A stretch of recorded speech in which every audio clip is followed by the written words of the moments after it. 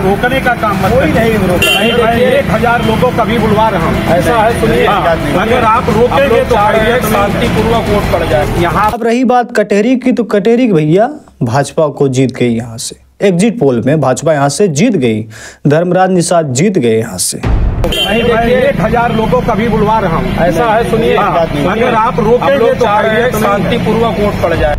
आपके अम्बेडकर नगर और आपकी कटेहरी क्षेत्र, यहाँ पर चुनाव संपन्न हो जाते हैं। ऐसे में अब कुछ लोग एग्जिट पोल दिखा रहे हैं, कुछ लोग कह रहे हैं कि नहीं यहाँ पर भाजपा जीत रही, सपा जीत रही, नहीं बसपा जीत रही है। देखिए, आज की जो बात है हमारी है, सिर्फ इसी पर बात होगी कि चुनाव हो गया, उपचुनाव कंप्लीट हो चुका, 9 की 9 सीटों पर चुनाव हो चुके हैं। पर चुनाव किस तरह हुआ ये भी आपने देखा। तो सबसे पहले हम सीधे एग्जिट पोल की तरफ में चलेंगे। देखिए, क्योंकि आप आए भी हैं कि भैया माहौल क्या है, कटेहरी में कौन जीतेगा, अम्बेडकर नगर में लालजी वर्मा जीत रहे हैं या फिर भाजपा से धर्मराज निषाद जीत रहे हैं, बसपा जीत रही है। तो सभी का जो बात है, सीधी सी बात है, वहीं पर हम आएंगे।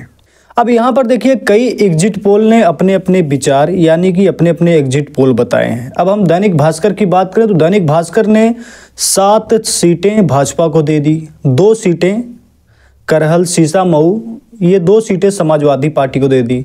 अब रही बात कटेहरी की, तो कटेहरी भैया भाजपा को जीत गई यहाँ से। एग्जिट पोल में भाजपा यहाँ से जीत गई, धर्मराज निषाद जीत गए यहाँ से। अब यहाँ पर और हम सीटों की बात करेंगे। सीसा मऊ में सपा जीत जाती है, करहल में सपा जीत रही है, फूलपुर में भाजपा, कुंदरकी में भाजपा, खैर में भाजपा, मीरापुर में रालोद यानी कि एनडीए गठबंधन के पार्टी है रालोद, उसको 1 सीट मिलती है। गाजियाबाद में भाजपा, मझवा में भाजपा, कटेहरी में भी भाजपा। कटेहरी में भाजपा पिछले 30 या 32 सालों से नहीं जीती है। इस बार धर्मराज निषाद जी आ जाते हैं, थोड़ी मजबूती बन जाती थी। लेकिन आप सोचो जरा कि अगर स्वतंत्र देव मंत्री, जितने 3-4 मंत्री इसी सीट पर लगाए जाते हैं और लगभग 2-3 महीनों से लगातार कैंपेनिंग प्रचार, जब से लोकसभा का चुनाव हुआ इससे बाद ही से यहाँ पर भाजपा अपनी पकड़ बनाती जा रही है। ऐसे में ना जाने कितने चीज़ें यहाँ पर की गई, कई जगह तो स्कीमें निकाली गई, ये दिया गया, यहाँ तक कि स्कूटियाँ भी बांटी गई। जो सामूहिक महिला हैं, सामूहिक जो बहनें, महिला जो कहती हैं, मतलब वो है, उसमें देखो स्कूटी भी बांटी, कितने लोगों को क्या क्या नहीं मिला गया। और यहीं पर तो देखिए, अब योगी आदित्यनाथ ने, चाहे यहाँ की हो, चाहे महाराष्ट्र की हो, चाहे झारखंड की हो, वहाँ पर बटेंगे कटेंगे का नारा भी दे दिया। इसी बीच में सब कुछ हो गया, हम एक हैं तो सेफ हैं। चलो ठीक है, हम एक हैं तो सेफ हैं। लेकिन अब देखिए, आपने देखा कि चुनाव किस प्रकार से हुआ। अम्बेडकर नगर की कटेहरी, चलिए कटेहरी की बात करेंगे। कटेहरी में 3-4 जगहों से बड़ी खबरें आती है जहां मुस्लिम मतदाता महिला हैं। आप इस वीडियो को देखिए। घर से कोई निकल नहीं रहा, मार रहे हैं, मार भी रहे हैं और रोक भी रहे हैं।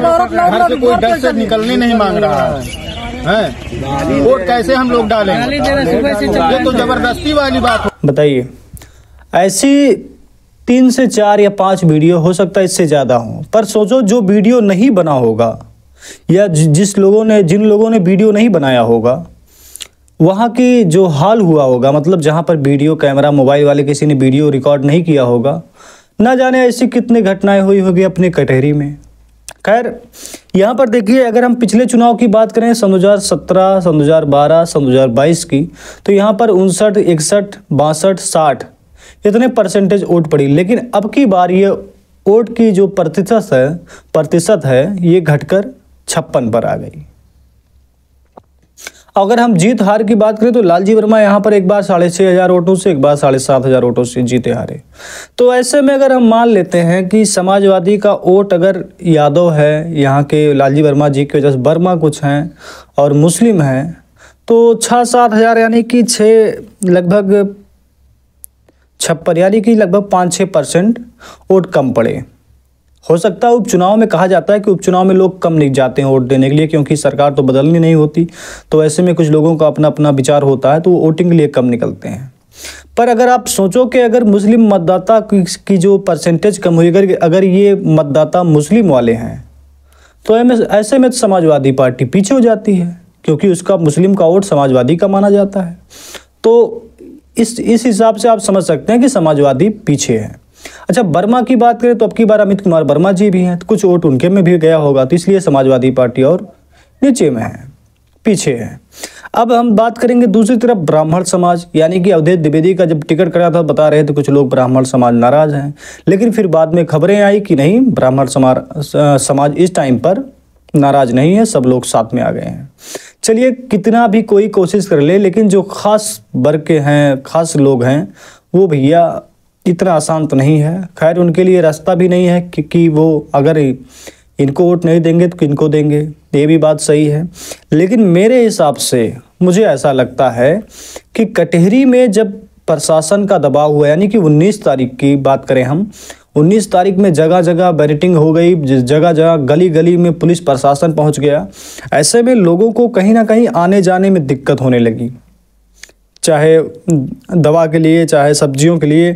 कहीं ना कहीं प्रशासन कुछ ज़्यादा, अब की बार सभी लोगों का मानना, मेरा खुद का मानना कि अब की बार का जो प्रशासन था वो बहुत टाइट था। उपचुनाव के नाम पर प्रशासन इतना टाइट था कि क्या बताएं। कई मार्केटें, अभी इल्फातगंज की मार्केटें हमने वीडियो बनाया ही था, पूरा मार्केट लगभग सन्नाटा था। खासकर अच्छा, बैरिकेडिंग और पुलिस प्रशासन जो सबसे टाइट थी, किन इलाकों में टाइट थी?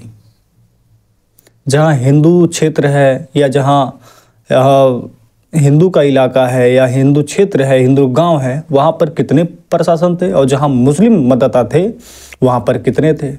इल्फातगंज पूरा 3 से 4, मुझे लगता है कि इससे ज़्यादा, लगभग कई जगहों पर बैरिकेडिंग लगाई गई। छोटी गली हो, बड़ी गली हो, रोड हो, वो रोड हो, सारी गलियों पर बैरिकेडिंग लगाई जाती है, और चप्पे चप्पे पर, मतलब मान चलिए 10-10 कदम पर पुलिस। और इतना ही नहीं, पुलिस तो लोगों के वोटर आईडी भी चेक कर रही थी। कहाँ से नियम आ गया भैया वोटर आईडी चेक करने का? पर सरकार, जो बीजेपी के लोग वो कहते हैं कि भैया यहाँ पर अवैध रूप से जो फर्जी वोट डलवाए जा रहे थे, तो फर्जी वोट डलवाने के रोकने के लिए जो बीएलओ हैं या चुनाव अधिकारी जो होते हैं वो होते हैं। पर ठीक है, पुलिस प्रशासन यहाँ पर आईडी चेक करती है। और कितनी जगह तो ऐसा भी हो गया भैया, बंदूक, पुलिस वाले को बंदूक दिखानी पड़ गई। कितनी वीडियो आपको देखा होगा कि भैया बंदूक दिखाते दीजिए। इस टाइम पर अगर भाजपा 9 सीटों में 7 सीटें, 8 सीटें, 9 की 9 सीट जीत जाती है, तो क्या वो जनता सीट जिता रही है? नहीं। पूरे देश ने देखा कि उत्तर प्रदेश के उपचुनाव में क्या हुआ, रामराज में क्या हुआ, यमराज यहां पर कौन बना, सब सामने है। कितनी वीडियो वायरल हुई, नेट पर आई, यहाँ पर आई, वहाँ पर आई, कहीं का आपको पता। इसी टाइम पे महाराष्ट्र, झारखंड और बंगाल में कई जगह उपचुनाव हो रहे हैं, लेकिन जो सबसे ज़्यादा जो केस और सबसे ज़्यादा जो वीडियो और सबसे ज़्यादा जो प्रशासन का तांडव नजर आया वो उत्तर प्रदेश में। एक हैं तो सेफ हैं, जो लोग एक नहीं होंगे उन्हें हम एक बनाएंगे, लेकिन बनेंगे सब एक। तो ऐसे में मैं भी मान सकता हूं कि कटहरी की सीट, जिस हिसाब से वोटिंग हुई, जिस हिसाब से लोगों में बात चल रही है, उस हिसाब से मुझे लगता है कि कटहरी की सीट भी भाजपा के हाथों में जा रही है।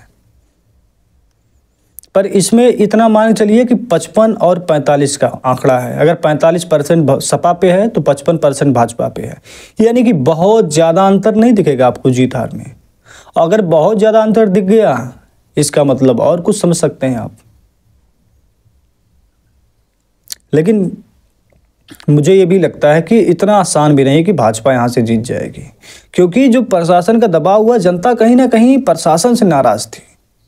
तो ये चीज़ें सामने भी आएंगी। और फिर अभी देखिए ईवीएम का मैटर है, कुल कई सारी मैटर, अभी देखो क्या होता है। खासकर उत्तर प्रदेश में उपचुनाव में 9 सीटों में 7 सीटें, एग्जिट पोल जो है वो दैनिक भास्कर की रिपोर्ट जो है वो 7 सीटें भाजपा को दे रही, 2 सीटें समाजवादी को दे रही है। उसमें कटहरी भी है, कटहरी भी है। सोचिए, कुंदरकी, मीरापुर की ये सब सीटें भाजपा जीत जाएगी। रामपुर का मॉडल अपनाया गया, कहा था ना रामपुर का मॉडल अपनाया जाएगा, वही हो रहा है। रामपुर में जैसा आपने देखा पुलिस प्रशासन, ठीक वैसे ही रामपुर का चुनाव हुआ था। लोगों में सबसे आसान तरीका ना, आपको पता ही होता है कि किन पार्टियों में किस कास्ट का ज़्यादा वोट होता है। अब समाजवादी पार्टी में यादव, मुस्लिम और कुछ जातियों में वोट होता है, और बीजेपी का ब्राह्मण और क्षत्रिय और ठाकुर ऐसा वोट माना जाता है, तो सब पे सबकी नज़र होती है। जिसको चाहो उस एरिया में बैरिकेडिंग लगा दो, वहाँ के परसेंटेज कम करवा दो, वोटिंग कम करवा दो तो जीत जाएंगे। शायद यही कुछ प्रक्रिया ऐसी चुनाव में उपचुनाव में रही। खैर, मुझे लगता है कि जनता के हिसाब से चुनाव तो नहीं हुआ, और जो लोग भाजपा जीत जाएगी उनके अंदर देखिएगा आप खुशी नाम का कोई नहीं रहेगा, बल्कि हारने वाले के पास खुशी है कि चलो भैया, इसमें दिख गया कि राम राज में जहां कानून व्यवस्था उत्तर प्रदेश में इतनी अच्छी बताई जा रही, वहीं कानून ने क्या किया है वोटिंग के साथ, लोकतंत्र के साथ। धन्यवाद, नमस्कार।